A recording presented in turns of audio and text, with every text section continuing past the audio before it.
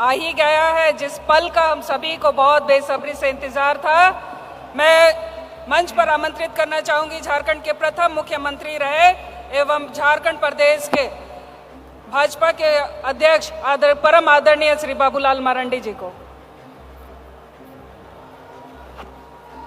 चलिए एक बार जोर से जयकारा लगाएंगे। भारत माता की, भारत माता की, भारत माता की। चलिए बहुत बहुत धन्यवाद। आज देश के यशस्वी प्रधानमंत्री आदरणीय नरेंद्र मोदी जी,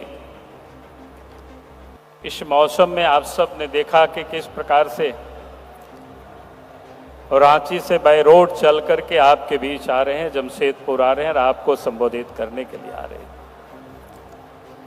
और मैं ये कहूंगा कि वास्तव में एक ऐतिहासिक ये दिन है।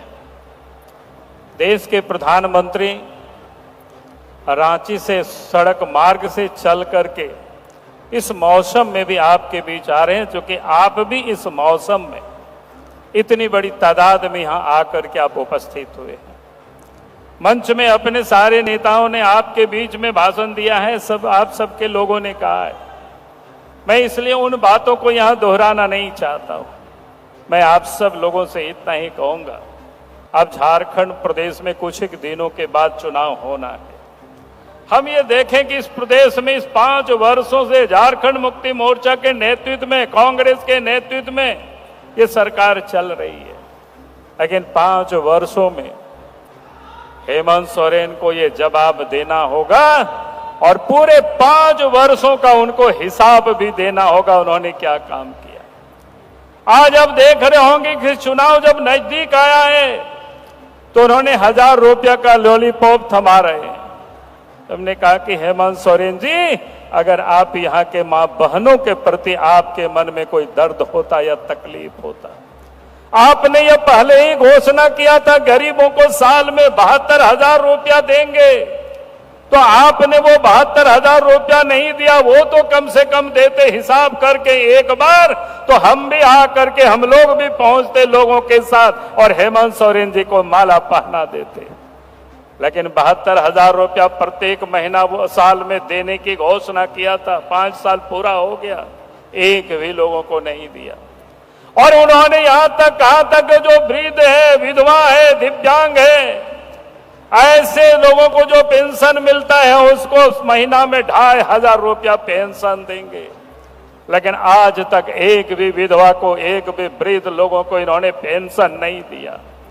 आज हम कहते हैं पूरे 5 साल का जोड़ करके हेमंत सोरेन जी, आपने जो वादा किया था उसको आपको तो कम से कम पूरा करना चाहिए। आपने कहा था कि नवविवाहिता महिलाओं को शादी होगी, बच्चों की शादी होते उनको सोने की सिक्का हम देंगे। पता नहीं इन 5 वर्षों में असंख्य लोगों की ब्याह शादी हो गई, लेकिन आपने किसी भी बहने को सिक्का नहीं दिया। आपने लोगों के साथ वादा किया और आज आपने धोखा दिया। आपने मां बहनों को कहा था, हम लोगों ने नहीं कहा था, किसी ने आपको नहीं कहा था। आपने कहा था कि मां बहनों को महीना में चूल्हा खर्च के लिए 2,000 रुपया देंगे। अब वो 2,000 रुपया के चूल्हा खर्च के लिए हमारी मां बहनें इंतजार कर रही है कि आज भी समय है कि आप उन 2,000 रुपया प्रत्येक महीना जो देने की आपने वादा किया था चूल्हा का, तो ये 5 वर्षों का हिसाब करके आपको उन्हें देना चाहिए था। आपने इस प्रदेश के नौजवानों के लिए भी घोषणा किया था। आपने कहा था कि 5 लाख लोगों को नौकरी देंगे, लेकिन आपने उन 5 लाख लोगों को नौकरी नहीं दिया। और आपने यहां तक कि शहीद निर्मल महतो के समाधि में जाकर के उनके और भाषण आप दे रहे थे कि हम शिबू सोरेन के बेटे हैं, अगर 5 लाख लोगों को नौकरी नहीं देंगे तो हम संन्यास ले लेंगे। अब समय आ गया है, आपने तो संन्यास लिया नहीं, लेकिन झारखंड की जनता इस बार आपको जरूर संन्यास दिला देगी। यही मैं आज आप सब लोगों से कहा, और इसीलिए मैं आज आप सब लोगों से यही निवेदन करने के लिए, यही अपील करने के लिए, और तो और झारखंड की विधानसभा में भी इन्होंने घोषणा किया था उन्होंने कहा था कि जब रोजगार नहीं देंगे तो बेरोजगारी भत्ता देंगे, बीए पास नौजवानों को 5,000 और एमए पास नौजवानों को 7,000 रुपया देंगे। लेकिन पूरे 5 साल गुजर गया, आपने एक भी नौजवानों को भत्ता नहीं दिया। आपने कहा था गरीबों को सब्सिडी में पेट्रोल देंगे मोटरसाइकिल चलाने के लिए, लेकिन आपने वो भी पूरा नहीं किया।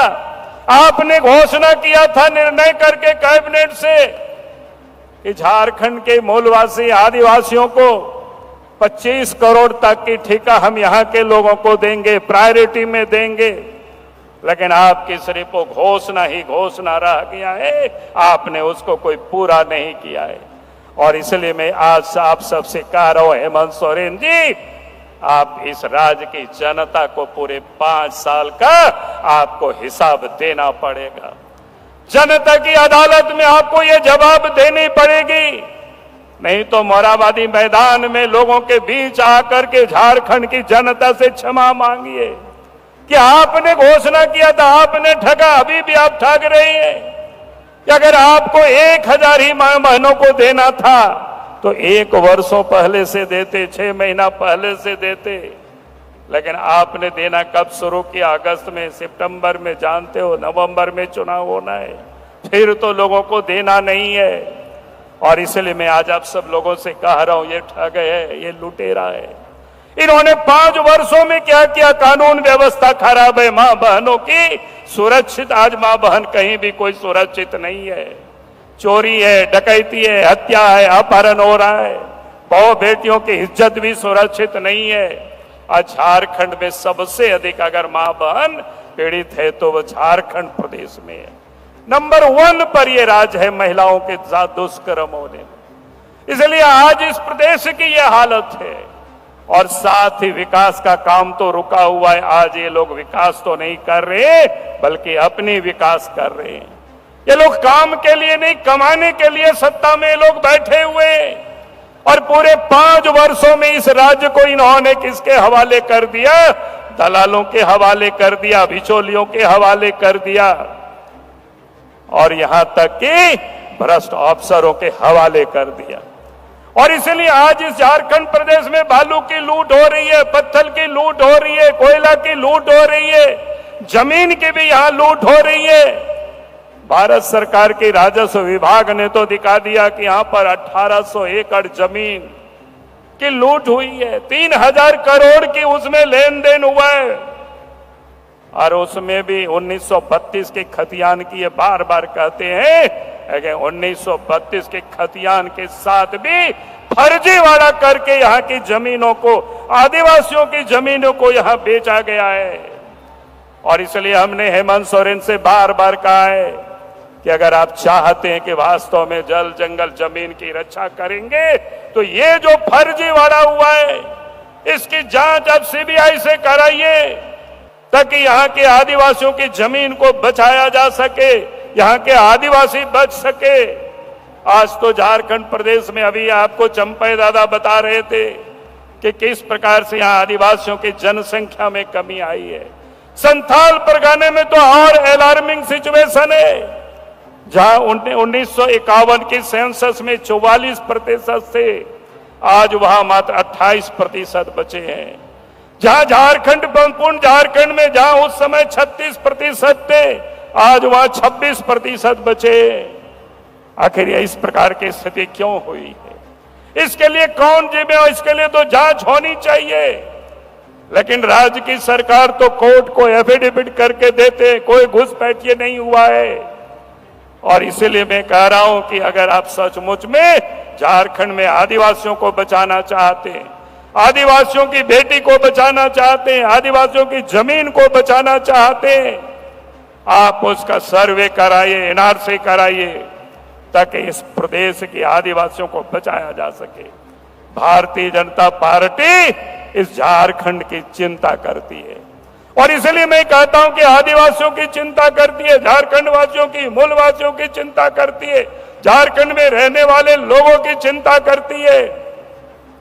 झारखंड राज्य के आंदोलन तो कब से चल रहा था? जब देश स्वतंत्र हुआ था उसी समय से इस देश में कांग्रेस पार्टी ने 55-60 वर्षों तक राज किया और झारखंड पार्टी से लेकर के झारखंड मुक्ति मोर्चा तक उन लोगों के साथ ही रहे, लेकिन कभी भी यहां के लोगों की मांगों को उन्होंने सम्मान नहीं दिया, तवज्जो नहीं दिया, अलग झारखंड राज्य नहीं बनाया। भारतीय जनता पार्टी ने कहा था कि हमारी सरकार केंद्र में बनेगी तो हम अलग झारखंड राज्य बनाएंगे। अब याद करिए 1998 में, 1999 में इस देश के प्रधानमंत्री अटल बिहारी वाजपेयी जी बने। 3 साल होते होते 15 नवंबर 2000 को अलग झारखंड प्रांत बना दिया। अगर झारखंड के लोगों का कोई मान और सम्मान किया है तो भारतीय जनता पार्टी ने किया है। और इसीलिए मैं आज आप सब लोगों से कह रहा हूं, जिन्होंने इस राज्य को बनाया है, विकास भी वही कर सकता है। और आज इस प्रदेश के अंदर में भारतीय जनता पार्टी की सरकार जब अटल बिहारी वाजपेयी जी की थे, जो कि संथाल परगना और देश में 10.5 करोड़ आदिवासी रहते हैं, 700 से अधिक जातियां हैं, उसमें से एक भाषा संथाली भी है। उन जातियों में से तीसरा सबसे बड़ी आबादी ग्रुप है। और देश की सरकार ने, अटल बिहारी वाजपेयी जी ने उस समय संथाली भाषा को भी संविधान के 8वीं सूची में शामिल किया, ताकि 8वीं सूची में शामिल हुआ IAS और IPS UPSC के एग्जाम में भी अब संथाली से लिख सकते हैं, पार्लियामेंट में भी और विधानसभा में भी संथाली से आप भाषण दे सकते हैं। अगर ये सुविधा किसी ने उपलब्ध कराई तो भारतीय जनता पार्टी की सरकार ने कराई, अटल बिहारी वाजपेयी जी की सरकार ने कराई। और आज इस देश के प्रधानमंत्री आदरणीय नरेंद्र मोदी जी अब थोड़ी ही देर में यहां आने वाले। उन्होंने क्या क्या किया है इस झारखंड के लिए, किस प्रकार से उन्होंने सम्मान दिया है। और खास करके कांग्रेस के और जेएमएम के लोग कहते हैं बीजेपी आदिवासियों के विरोधी है, लेकिन अगर सबसे बड़ी कोई हितैषी है आदिवासियों की तो भारतीय जनता पार्टी है, नरेंद्र मोदी जी है। 15 नवंबर भगवान बिरसा मुंडा की जन्मदिन भी है। 15 नवंबर झारखंड के उसलिए उसकी स्थापना दिवस भी है। बिरसा मुंडा की जन्म दिवस को ही उसको समर्पण किया गया झारखंड को। और देश के प्रधानमंत्री नरेंद्र मोदी जी ने 15 नवंबर को राष्ट्रीय गौरव दिवस के रूप में पूरे भारतवर्ष में मनाया जाता है। अगर झारखंड की महापुरुष भगवान बिरसा मुंडा को किसी ने कोई सम्मान दिया है राष्ट्रव्यापी, तो इस देश के प्रधानमंत्री नरेंद्र मोदी जी ने दिया। आज देश के प्रधानमंत्री नरेंद्र मोदी जी इतना ही नहीं, आज भारत के जो राष्ट्रपति हैं श्रीमती द्रौपदी मुर्मू जी, पहले इसी झारखंड में राज्यपाल हुआ करती थी। आज भारत देश के सर्वोच्च नागरिक है, प्रथम नागरिक है। देश के अगर राष्ट्रपति किसी ने कोई बनाया है आदिवासी बहने को, तो इस देश के प्रधानमंत्री नरेंद्र मोदी जी ने बनाया, जो आदिवासियों को सम्मान दिया, आदिवासियों को मान दिया है। और आज भी देश के अंदर में अब याद करिए, बगल में छत्तीसगढ़ है, जहां पर भारतीय जनता पार्टी की सरकार बनी है, वहां पर भी आदिवासी मुख्यमंत्री विष्णुदेव साय जी को बनाया गया है। और साथ ही बगल के उड़ीसा में भी मोहन मांझी आदिवासी संथाल भाई है, उनको उड़ीसा में भी मुख्यमंत्री बनाया गया है। और इसलिए मैं आज आप सब लोगों से यही मैं कहने के लिए आया हूं, इस देश में भारतीय जनता पार्टी ने जितनी आदिवासियों की मान और सम्मान दिया है, कांग्रेस सिर्फ राजनीति करती है और कभी भी सम्मान नहीं दिया है। अभी विद्योद्धा चर्चा कर रहे थे कि किस प्रकार से आदिवासियों के ऊपर गोलियां अगर किसी ने चलाई है तो कांग्रेस के राज में हुआ है। जमीनों से लोगों को बेदखल किया गया, उनको कोई न्याय नहीं मिला है, तो ये कांग्रेस के राज में हुआ है, कोई बीजेपी के राज में नहीं हुआ है। तो ये जो मान और सम्मान अगर किसी ने दिया है तो इस देश की सरकार भारतीय जनता पार्टी की सरकार ने दिया। और इसीलिए मैं आज आप सब लोगों से यही कहने के लिए आया हूं, जो पार्टी इस देश को लूटा है वो है कांग्रेस पार्टी। विकास का काम भी उन्होंने नहीं किया था। हमें याद है 1998 के पहले जब बीजेपी की सरकार नहीं बनी थी, हम उस समय भारत सरकार में मंत्री थे, गांव जाना पड़ता था 6-6 किलोमीटर पैदल, खेत की पगडंडी से अटल जी को हम लोग कहते थे कि कभी हम लोगों के गांव तक सड़क आएगी कि नहीं, और आपको पता होगा प्रधानमंत्री ग्राम सड़क योजना के माध्यम से भारतवर्ष के गांव गांव तक सड़कें पहुंचा दिया। अगर ये किसी ने काम किया तो इस देश की भारतीय जनता पार्टी की सरकार ने किया, पहले अटल बिहारी वाजपेयी जी ने और अब इस देश के प्रधानमंत्री आदरणीय नरेंद्र मोदी जी ने। नहीं तो गांव के लोगों ने तो सड़कें नहीं देखा था, गांव तक गाड़ी आती जाती नहीं थी। हमें याद है हम लोग मेला जाते थे, हाट बाजार जाते थे, बीमार होने के लिए, इलाज करने के लिए अस्पताल पैदल जाना पड़ता था कोसों दूर। लेकिन आज अगर ये सुविधा उपलब्ध हुई है, शादी ब्याह में भी बहू को लाने बारात जाते थे, पैदल जाना पड़ता था। प्रधानमंत्री नहीं बने थे, मिट्टी तेल के लिए झगड़ा होता था, लोग लालटेन और डिवरी के लिए लोग लड़ाई लड़ते थे। लेकिन देश में जब प्रधानमंत्री आदरणीय नरेंद्र मोदी जी बने तो आज भारतवर्ष के गांव तक बिजली पहुंच गई, झारखंड के गांव में भी बिजली पहुंच गई, और आप तो कोई करासन तेल मिट्टी तेल के लिए झगड़े नहीं। अब प्रधानमंत्री हम सब लोगों के बीच में 5 मिनट के अंदर में आ जाएंगे या 2-3 मिनट में आ जाएंगे, बिल्कुल करीब आ गए हैं। और इसलिए हम सब लोग एक बार प्रधानमंत्री जी का जयकारा कराएंगे। नरेंद्र मोदी जिंदाबाद, नरेंद्र मोदी जिंदाबाद, नरेंद्र मोदी जिंदाबाद। मैं ये कह रहा था कि आज अगर गांव में हम बिजली देख रहे हैं, घरों में बिजली देख रहे हैं, गांव तक सड़कें देख रहे हैं, तो देश के प्रधानमंत्री नरेंद्र मोदी जी की बीजेपी सरकार की ये देन है। नहीं तो गांव घरों की क्या हालत थी। कांग्रेस ने 55-60 वर्षों तक राज किया, लेकिन गांव की चिंता नहीं किया कि गांव के लोग कैसे रहते हैं, किस हालत में लोग रहते हैं। अगर इस काम को किसी ने पूरा किया है तो इस देश के प्रधानमंत्री नरेंद्र मोदी जी ने पूरा किया। और इसीलिए मैं आज आप सब लोगों से यही मैं निवेदन कर रहा हूं, जो हमारे विकास के लिए काम करता है, जो हमारे लिए चिंता करता है, हमें उनके साथ चलना है, उनको मजबूत करना है। और झारखंड में भी जब जब बीजेपी की सरकार बनी है तो यह विकास का काम हुआ है। आप सबको याद है, मैं उस कामों को गिनाना नहीं चाहता हूं, लेकिन आज जब जब इन लोगों ने सरकार बनाते हैं सिर्फ लूटने का काम करते हैं। आज तो इन्होंने, हेमंत सोरेन ने रांची से लेकर के दुमका तक ना जाने कितनी लोगों की जमीनों को इन्होंने लूटा है, लुटवाया है। आखिर इसके लिए कौन जिम्मेदार?